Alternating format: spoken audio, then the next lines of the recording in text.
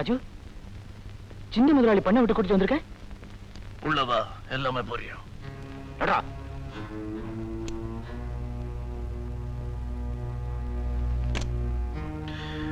One minute.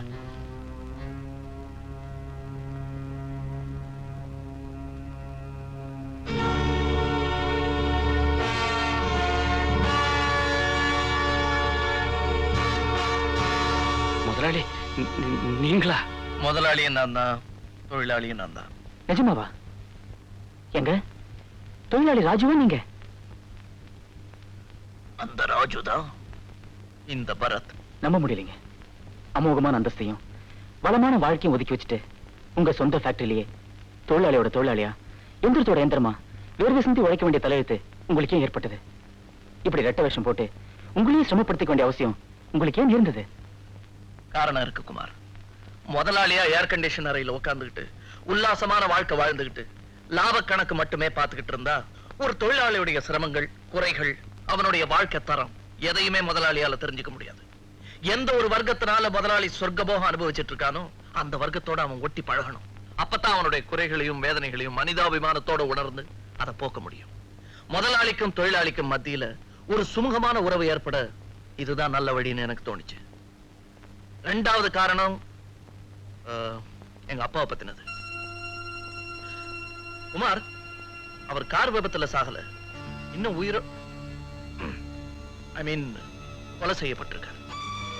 என்ன சுத்தி இருக்கிறவங்க தான் இந்த கொலையை செஞ்சிருக்காங்கன்னு எனக்கு நல்லா தெரியும். இருந்தாலும் அதை உண்மைன்னு நிரூபிக்க இந்த வேஷம் தேவைப்படும். முதலாளி நீங்க பரத்னு கூப்பிட்டா போதும். உங்களுக்கு ஏற்பட்ட சந்தேகம் எனக்கும் உண்டுங்க. பெரிய முதலாளி கொலைதான் செய்யப்பட்டிருக்கார். அந்த கொலைக்கு உடந்தையா இருந்தவங்கள இந்த ராமு ஒருத்தர் நிச்சயமா சொல்ல முடியும். ராமு, இதுக்கு உன்னுடைய பதில் என்ன? ஐயா, அந்த கொலையை பத்தி எனக்கு ஒண்ணுமே தெரியாது, ஒண்ணுமே தெரியாது. ஓகே, உனக்கு ஒண்ணும் தெரிய வேணாம். ஆனா குமார 4 பேரோட வந்து வழிமறிச்சு தாக்கி இப்ப கொலை பண்ண முயற்சி பண்ணி அதுக்கு அடிப்படை காரணம் உண்மையை சொல்ல போறீங்களே? எனக்கு உண்மை தெரியும்.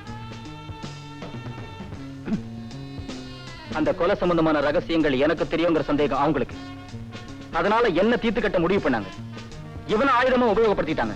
ராமு, இதான உண்மை, மறைக்காம சொல்லு. எனக்கு எதுவுமே தெரியாது, என்ன ஒண்ணுமே கேட்காதீங்க. உனக்கு ஒண்ணுமே தெரியாது? எங்க அப்பாவை கொன்னது யாரு? எனக்கு தெரியாது. இந்திரா, உன்னை அடிக்காதீங்க. உண்மை சொல்லிடுறேன். பெரிய முதலாளி உயிரோட தான் இருக்காரு. அவர் உயிரோட தான் இருக்காரு. அப்போ கொலை செய்யப்பட்டது யாரு? சொல்றா. சொல்றேன், உங்க அண்ணன்.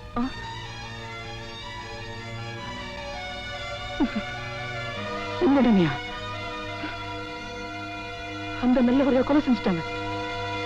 No. No.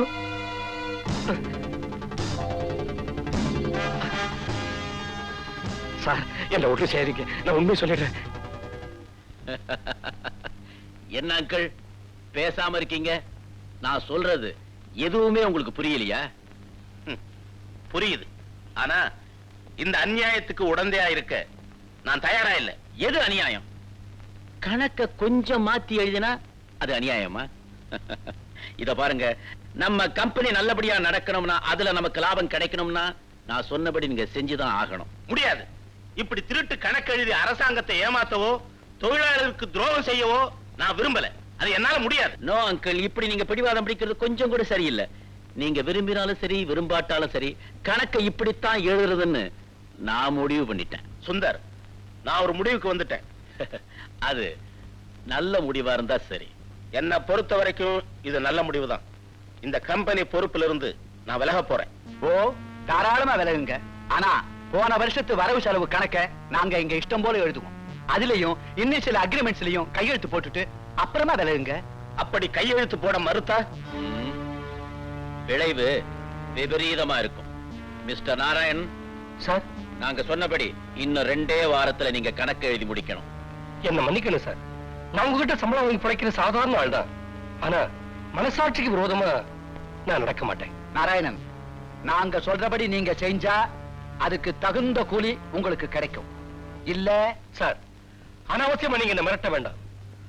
தொழிலாளர்களை ஏமாத்தி அவங்க வயிற்றுல அடிச்சு கொள்ளலாம சம்பாதிக்க நினைக்கிற உங்ககிட்ட வேலை செய்யறதை விட பிச்சை எடுத்து பிழைக்கிறது மேல் சார். Shut up. வார்த்தைகளை அளந்து பேசு. நான் ஒண்ணும் அதிகமா பேசல சார். இனிமே உங்ககிட்ட வேலை செய்ய நான் தயாரா இல்ல. ராஜினாமா லெட்டர் அனுப்பி வைக்கிறேன். நில்லுங்க. நீங்க இதுவரைக்கும் உங்க கைப்பட எழுதியிருக்கிற கணக்குகளை நாங்க இன்னொருத்தரை வச்சு மாத்தி எழுதுவோம். அப்படி நீங்க எழுதுனீங்கன்னா அதுக்கு நான் பொறுப்பாளி இல்ல. வருமான வரி ஆபீஸ்ல விசாரணை நடத்தினா நான் உண்மையை தான் சொல்ல வேண்டி வரும். மிஸ்டர் ராம்மோகன், இந்த விஷயத்துல நானும் உங்களுக்கு சாதகமா இருப்பேன்னு நீங்க நினைக்க வேண்டாம். அங்கிள், அப்போ நீங்க 2 பேரும் எங்களை காட்டி கொடுக்க போறீங்களா? திருடர்களை காட்டி கொடுக்கறதும் கையும் களவுமா பிடிச்சு கொடுக்கறதும் ஒரு சமூக சேவை தான். நான் வரேன். நாராயண், ஒருத்தர் அநியாயமா இப்படி சுட்டு கொல்லிட்டீங்களே.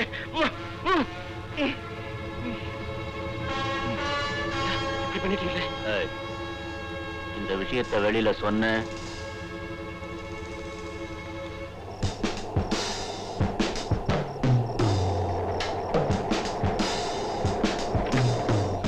சீக்கிரம் இறங்கி வா. சீக்கிரம் சீக்கிரம். அம்மையார், நான் சொல்றத நல்லா கவனி. உடனே யோகானந்தத்தை தூக்கி செத்து போன அக்கௌண்ட் இருக்கிற கார்ல போடுங்க. எதுக்குப்பா? காருக்கு நெருப்பு வச்சு மலை உச்சில இருந்து உரிச்சு விட்டுடுவோம். விபத்துல 2 பேரும் செத்தாரா இருக்கட்டும். அப்பா, அங்கதான் நீங்க தப்பு பண்றீங்க. அவர் உயிரோட இருக்கணும். அவர்கிட்ட நமக்கு நிறைய காரியம் ஆக வேண்டியிருக்கு. அப்போ அந்த அக்கௌண்டன்ட் இருக்கிற காருக்கு நெருப்பு வச்சு தள்ளி விட்டுருவோம். உருட்டி விடலாம்ப்பா. செத்து போன நாராயணன் காரோட உருண்டு விழுவான். அவனுடைய பாடி உருக்குலைஞ்சு போயிடும். அந்த பாடியை வச்சு செத்து போனது யோகானந்தான்னு நான் இந்த உலகத்தை நம்ப வைக்க போறேன். எப்படி? Just minute.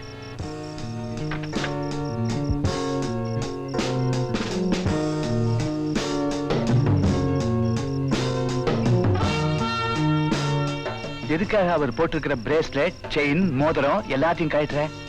இத கொண்டு போய் அந்த நாராயணன் பணத்துக்கு போட போறேன்.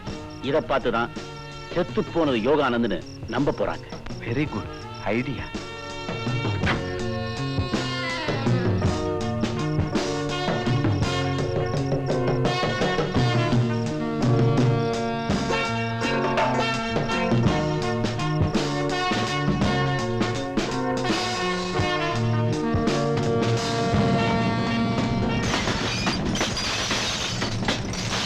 பெரிய முதலாளி கொலை செய்வானான்னு முடிவு செஞ்சதுக்கு அப்புறம் மயக்கமா கிடந்த அவரை இன்னொரு கார்ல பின் சீட்ல ஏறி உட்கார வச்சாங்க. ராம்மோகன் முதலாளி அவர் பக்கத்துல உட்கார்ந்தாரு. என்ன காரை ஓட்ட சொல்லி சுந்தர் முதலாளி என் பக்கத்துல உட்கார்ந்தாரு. ஃபேக்டரிக்கு ஓட்ட சொல்லி உத்தரவு போட்டாங்க. நான் காரை மலை திருப்பத்துல ஓட்டிக்கிட்டு வர்றப்ப எதிரில சைக்கிள் வந்துகிட்டு இருந்த ஒரு சர்தார்ஜி என் கார்ல மோதினான். அந்த சர்தார்ஜி நான் தான்.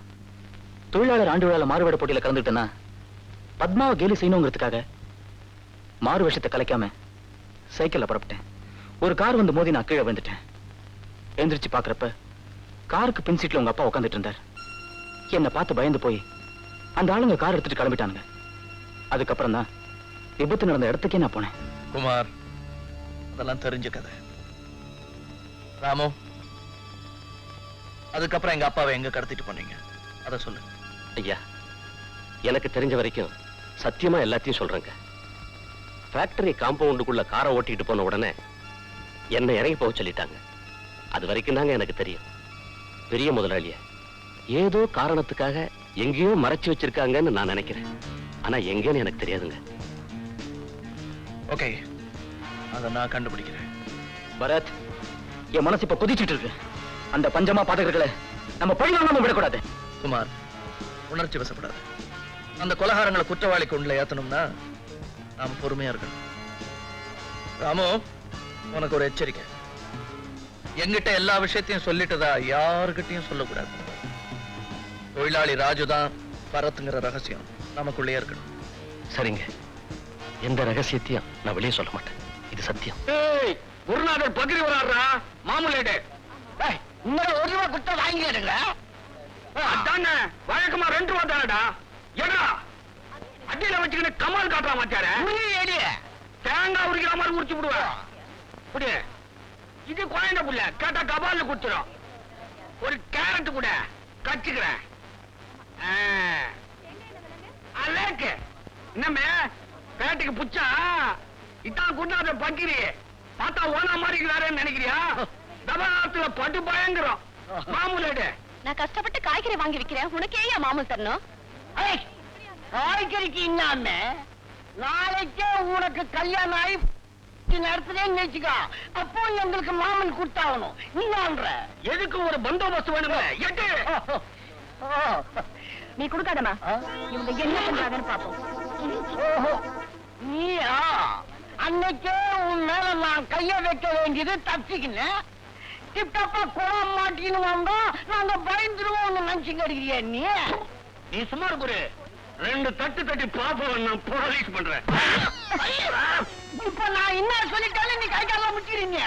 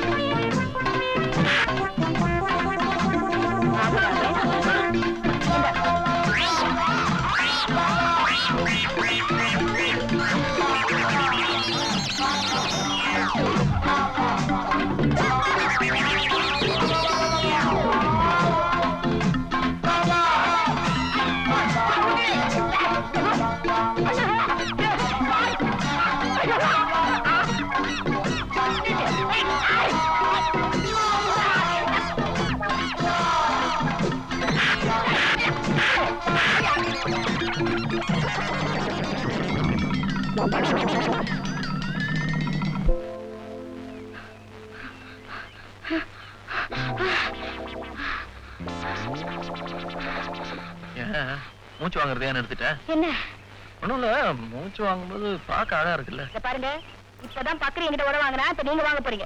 சக்க என்ன பக்கரி என்கிட்ட வாலாட்ட பார்த்தா குங்ஃபு கராட்டே மிக்ஸ் பண்ணி பிச்சு உதறிட்டேன். நீங்க பார்க்காம போயிட்டீங்களே. ஆமாமா, எல்லாம் பார்த்துட்டு தான் இருந்தேன். என்னது பாத்தீங்களா? பெரிய பிஸ்தா. அப்பாவே அடிச்சிட்ட. உன் கராட்டை எல்லாம் என்கிட்ட காட்டு பார்க்கலாம். காட்டுறேன். ரெடியா? நீ சாப்பிடுங்க.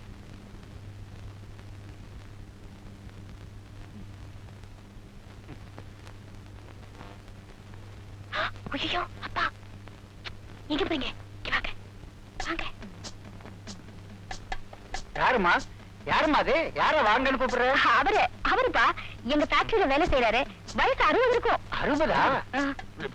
60? நாங்க ராம மாமான்னு கூப்பிடுவோம். வாங்க, அப்படி உட்காரு. வாங்க உட்காருங்க.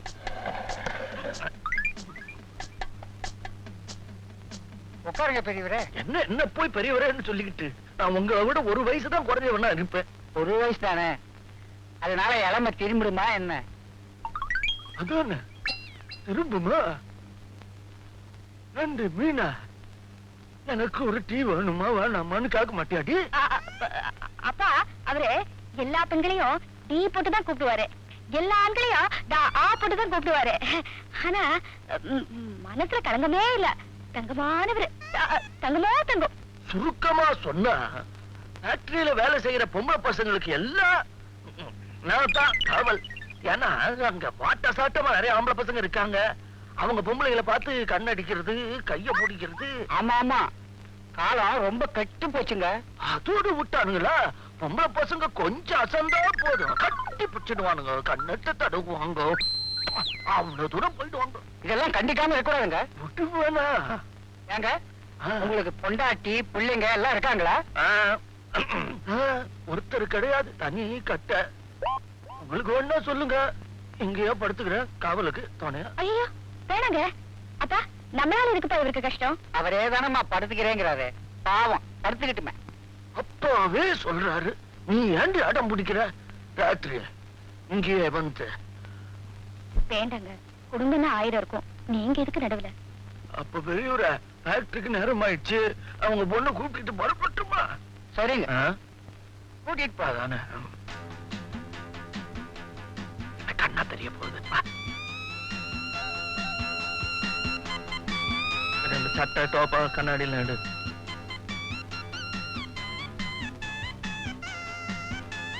அந்த பக்கம் திரும்ப. ஆண்ட மாத்தணும்ல? திரும்ப மாட்டேன். மாட்டேன்.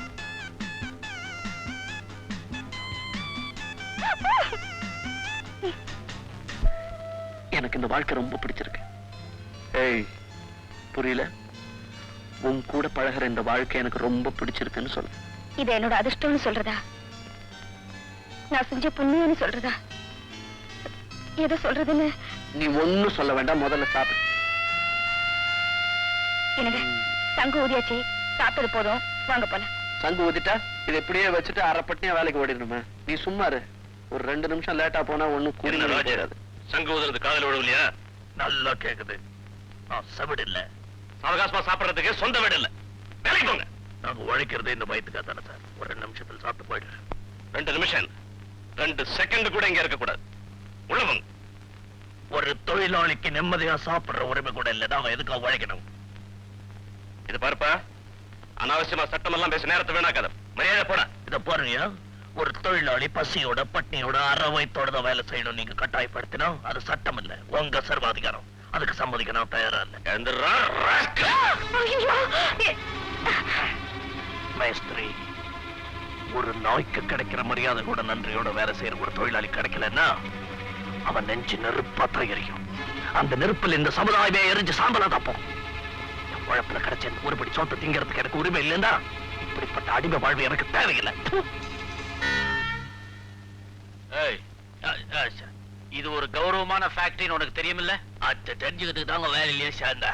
Shut up. மேஸ்திரி நீ அடிச்சியா? இல்லீங்க, அவருதாங்க முதல்ல அடிச்சாரு. அப்பால நான் அடிச்சேங்க. அவர் 2வது தபா அடி சொல்ல கபுக்குன்னு குஞ்சினாங்க. அவர் கை மரத்துல கொத்திக்கிச்சு கோமா அடி சொல்ல பிளாக் பண்ணி இப்படி அடிச்சாங்க. அப்புறம் காலால மிதிக்கு சொல்ல படாத இடத்துல பட்டுச்சுங்க. அவரால் அடிக்க முடியல. அப்புறம் நானே அடிச்சனுங்க. அப்பால நிறுத்திட்டானுங்க. நீ செஞ்சது பெரிய தப்பு. அடிக்கிறது நிறுத்தினதா? இன்னொன்னு கொடுத்துட்டு இருந்தானா பூட்டு காய்ஸ் ஆயிட்டு இருப்பா. அப்புறம் என்ன பூச்சி உள்ள மேலதிகாரி தாக்குறது ரொம்ப தப்பு, தெரியுமில்ல? மேஸ்திரி எல்லாம் மேலதிகாரி என்ன தெரியுங்களா? நீ வரம்ப மீறி பேசுற. அது வயசுக்குள்ளாரு கண்டு கூடாது. எல்லாம் ரத்தம் வேற ரனி. பொறுப்பு தான் உனக்கு கண்டா எனக்கு பிடிக்காது. உன நான் ஃபேக்டரியில இருந்து சஸ்பெண்ட் பண்றேன். ஜோங்க, நல்லா யோசனை பண்ணி தான் முடிவு பண்ணீங்களா? எஸ். இல்ல எனக்கு என்ன குழப்பம்னா, என்ன சஸ்பெண்ட் பண்ணிட்டீங்கன்னா போராட்டம் கிளச்சின்னு ஏதாவது வந்துச்சுன்னா பயமுறுத்தியா? நீங்க பயப்படாத சார் தாங்க. இன்னும் ஏயா நிக்கிற? வழக்கமா நாங்க இது மாதிரி ஏதாவது பேசினா முதலாளி கோபமா கெட் அவுட்னு சொல்லுவாங்க. நீங்க ஒண்ணு சொல்லியே அதான் உத்தரவு. ராஜி, என்ன ஆச்சு? முதலாளி என்ன சொன்னாரு? என்ன சொல்லிருப்பாரு? உங்க வர்க்கத்தை அடியோட அழிச்சிருவோம், ஜாக்கிரதைன்னு சொல்லிருப்பாரு. இல்ல, நம்ம வர்க்கத்தை பத்தி அவர் ஒண்ணுமே பேசல. ரொம்ப தங்கமானவர். என்ன மாத்திரம் வேலையில இருந்து நீக்கிட்டார். எதுக்காக உங்களை சஸ்பெண்ட் பண்ணாங்க? நீங்க என்ன தப்பு பண்ணீங்க? அந்த மேஸ்திரி ஆச்சல்ல, அது தப்பா. அவன் தானே உங்களை முதல்ல எட்டி உதைச்சான். உத வாங்கிட்டு சும்மா இருக்கிறதா? இருக்க முடியல, உப்பு போட்டு திங்கிறேன்னு அதான் ஆச்ச சஸ்பெண்ட் பண்ணிட்டாங்க. இது அநியாயம், அக்கிரமம். தொழிலாளிகளை பழி வாங்குற முதலாளிகளை சும்மா விடக்கூடாது. நாளைக்கே சின்ன முதலாளியை பார்த்து எல்லா விவரத்தையும் சொல்லி நியாயம் கேட்போம். அவர் என்ன பண்ணுவார்? அவரை கேட்டாதான் நியாயம் கிடைக்குங்க. அதான் சரியான முடிவு. புறப்படுங்க. இல்லைங்க, அது இந்த பெண்களையே பிடிக்கும் சின்ன விஷயத்த பெருசாக்கிடுவாங்க. இத நீங்க ஏங்க பெருசு படுத்துறீங்க? ஒரு வாரம் என்ன சஸ்பெண்ட் பண்ணிட்டாங்க, நான் என்ன பட்டி கட்டு செத்த போயிடுவேன். இந்த பாருங்க, இதெல்லாம் ஒரு வாரம் தாங்க. சொல்ல நிக்கிறீங்க. இப்ப யாரும் எதுவும் சொல்ல வேண்டாம். ஊர்வலம் சின்ன முதலாளி வீட்டுக்கு போகணும். அதுக்கு நீங்க தான் தலைமை வகிக்கணும். அதுதான் சரி.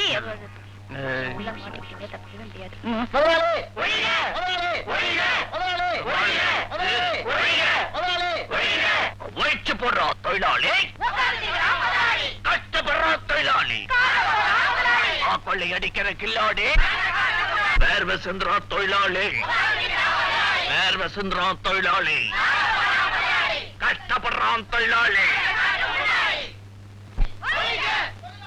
போடாதே, கதவு மூடாதடா, காசு வாங்குற ஒரு கடை. நஷ்ட கணக்கு சொல்லாதே. நாம எங்களுக்கு போடாதே. கஷ்டப்படுறான் தொழிலாளி. கார்ல போறான் முதலாளி.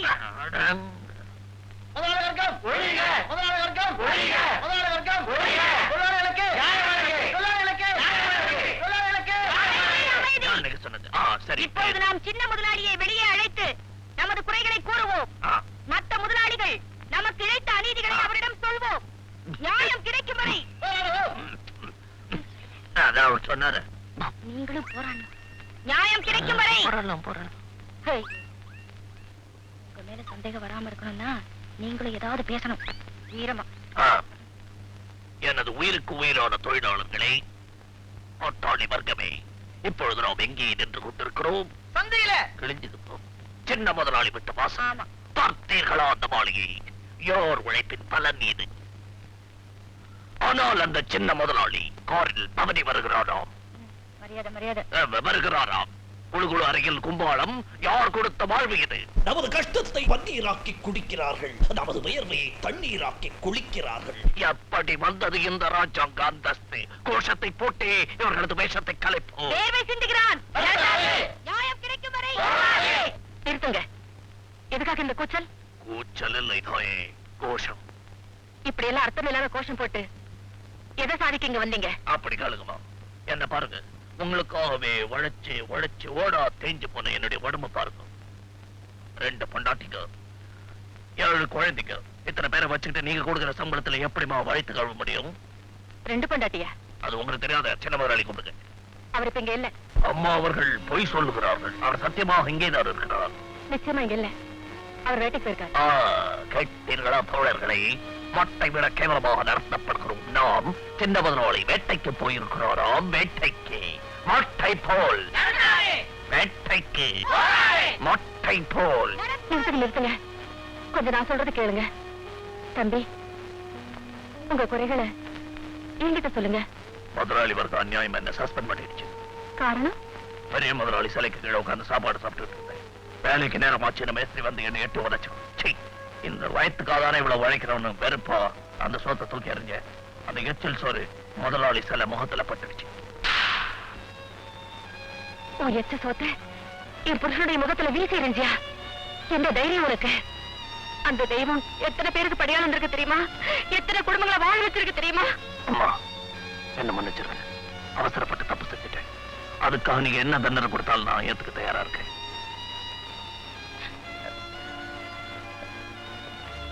நானும் அவசரப்பட்டுட்டேன். உங்க வேறு உங்களுக்கு. தம்பி, உன் சஸ்பெண்ட் ஆர்டர நான் சொல்லி ரத்து செய்யறேன்.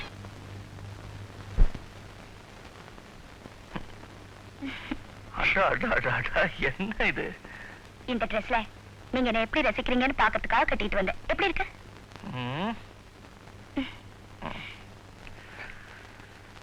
பரவாயில்ல, தேரும். உங்களை பார்க்க தான் போர் அடிக்குது. அதே சுருள் முடி, அதே தாடி, அதே காக்கி சட்டை, அதே பேண்ட்.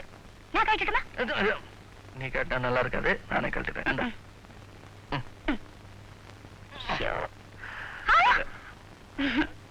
வெக்கமா இருக்கு. வெக்கமா? அது எங்க இருந்துச்சு?